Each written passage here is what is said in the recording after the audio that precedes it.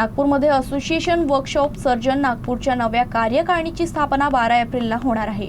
यावेळी operative workshop आणि सीएमईची ही घोषणा करण्यात येणार असून शहरातील नामांकित सर्जन या कार्यक्रमात सहभागी होणार आहेत। या कार्यक्रमादरम्यान विविध विषयांवर व्याख्यान आयोजित केलं जाणार असून अवयवदानाला प्रोत्साहन देणे आणि नागरिकांमध्ये जनजागृती करणे हा या उपक्रमाचा मुख्य उद्देश आहे।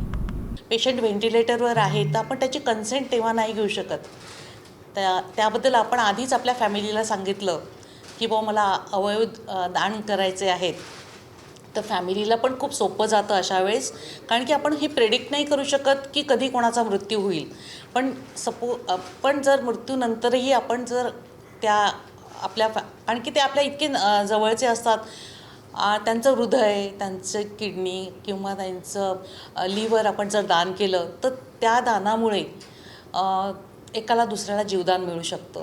आणि ही संकल्पना खूप महत्त्वाची आहे आणि ती आपण रुजवली पाहिजे।